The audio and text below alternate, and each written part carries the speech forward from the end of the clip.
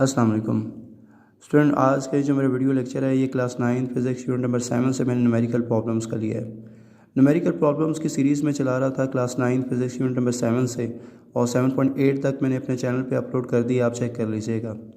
Problems के साथ साथ और भी वीडियोज़ आती रहती हैं, आप चेक किया करें। सारी वीडियोज़ जो है वो आपके काम की होती हैं, स्पेशली ये जो लेक्चर्स की वीडियोज़ होती हैं ये आपके लिए हेल्पफुल होंगी आपके बोर्ड और स्कूल एग्ज़ाम्स में।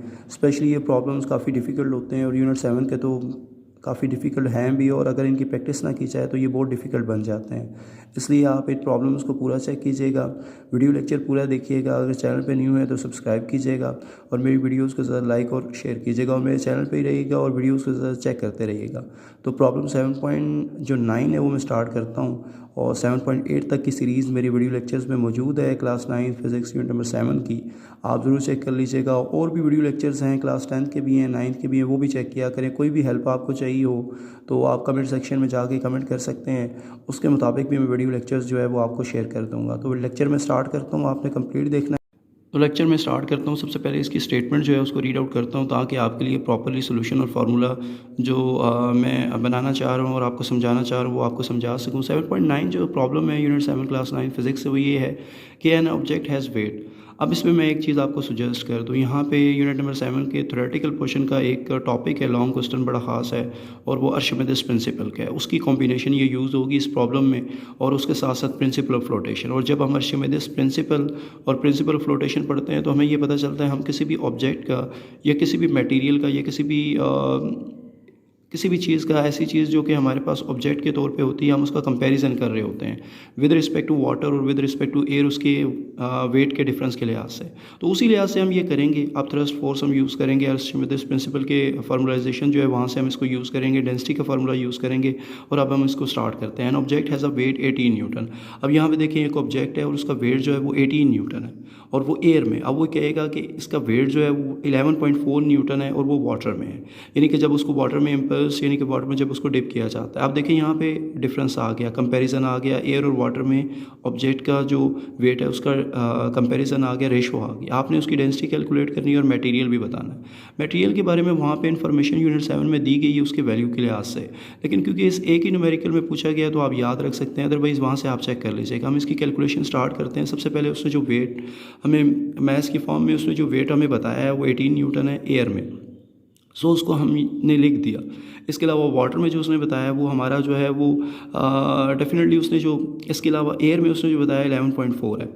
अब जो हमें उसने मैथ्स हमें बताया हुआ है किस में, एयर में। अब यहाँ पे ये बात पॉइंट ऑफ व्यू नोट कीजिएगा। 1.8 हम इस जो वेट उसने बताया वो 18 न्यूटन, डेफिनेटली डब्ल्यू जो वेट जो है एक वेक्टर क्वांटिटी है और उसका यूनिट न्यूटन होता है फोर्स की तरह, और हम जानते हैं एफ डब्ल्यू के इक्वल होता है और डब्ल्यू एम जी के इक्वल होता है।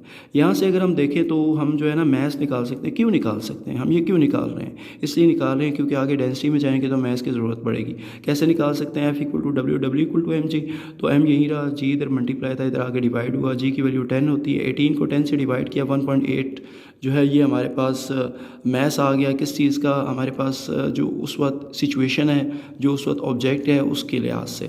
सो यहाँ पे इस चीज़ को आपने पॉइंट टू भी नोटेड करना है कि इस तरह की फॉर्मेशन आप बनाएंगे तो ये आपके पास जो है ना इसका पैकेज बनेगा मैथ्स का।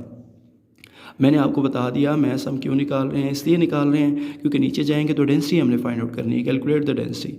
इस वक्त जिस सिचुएशन में हम हैं उसमें हमने मैथ्स निकाल लिया। अब हमने अब थ्रस्ट फोर्स इसलिए निकालनी है क्योंकि डेंसिटी ऑफ वाटर हमें पता होती है वो 1000 होती है। अब थ्रस्ट के लिए हमारे पास एक फार्मूला होता है, आप ज़रूर चेक कर लीजिएगा आर्किमिडीज प्रिंसिपल में, और वो ये फार्मूला होता है कि अब थ्रस्ट इक्वल होती है रो जी वी के, mean density volume of water, और इसके अलावा 10 स्मॉल जी की वैल्यू होती है। ये उसका फार्मूला होता है। आप थ्रस्ट में आप चेक कर लीजिएगा क्योंकि मैंने डायरेक्ट सब्स्टिट्यूशन कर दी है, आप चेक कर लीजिएगा वहाँ से। सो सबसे पहले तो आप थ्रस्ट फोर्स कहते हैं डिफरेंस को, दोनों फोर्सेस के, जो वाटर में भी उसकी जो वेट बताया गया था और एयर में भी जो बताया गया था। तो 18 माइनस 11.4 तो ये आ जाएगा न्यूटन, तो कॉमन आ गया 6.6। अब ये फार्मूला यूज़ कर रहे हैं आप thrust which is equal to, आपको बताया आर्किमिडीज प्रिंसिपल से, और यहाँ से हमने वॉल्यूम निकाल लेना है। वॉल्यूम यहीं पे रहा, ये दोनों चीज़ें इधर मल्टीप्लाई इधर आके डिवाइड हो जाएंगी। आप थ्रस्ट 6.6 अभी हमने कैलकुलेट की, divide by density of water 1000 होती है, याद रखनी है आपने।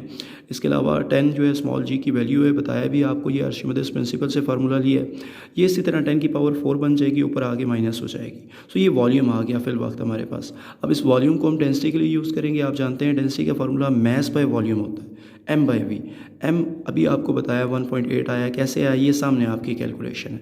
सो ये मैंने आपको करके दी, 1.8 डिवाइड बाय वॉल्यूम अभी हमने कैलकुलेट किया आप तरह फार्मूले से जो आर्शिमिदस प्रिंसिपल से लिया, 6.6 10 की पावर -4। -4 को डिस्टर्ब नहीं करना, ऊपर जाके +4 हो जाएगी, यानी कि 1 के आगे 4 जीरोस हो जाएंगे।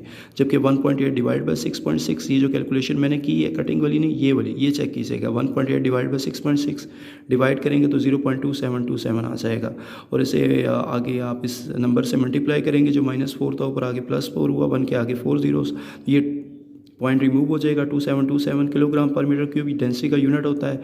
और इसके लिहाज से आप जब सर्च करेंगे तो आपको पता चलेगा ये मटेरियल एल्यूमिनियम है, क्योंकि ये उसकी डेंसिटी होती है। सो इस तरह ये हमारा आंसर आएगा और ये हमारे न्यूमेरिकल का पोर्शन कंप्लीट होगा। एक बार फिर मैं इसमें आपको सुजेस्ट कर दूँ कि इस पोर्शन में आप थ्रस्ट फोर्स की जो कंपैरिजन है वो आर्शिमिदस प्रिंसिपल से ली गई है, और जो दोनों जो वेट थे उनका डिफरेंस आप थ्रस्ट फोर्स के लिए निकाला जाएगा। शुरू में मैस जो है वो डेंसिटी के लिए फाइंड आउट किया जाएगा, ताकि आखिर में हम कैलकुलेशन करके उसकी वैल्यू को पुट कर सकें। तो ये हमारा न्यूमेरिकल प्रॉब्लम था 7.9। उम्मीद है ये आपको समझ आया होगा। आपने इसकी कैलकुलेशन करनी है, वीडियो लेक्चर को पूरा चेक करना है, और अगर समझ ना आए तो वीडियो लेक्चर को दोबारा रिपीट करके जो है वो चेक करना है, ताकि लिए आपके लिए कोई प्रॉब्लम ना बने। उम्मीद है ये आपको समझ आ गया होगा।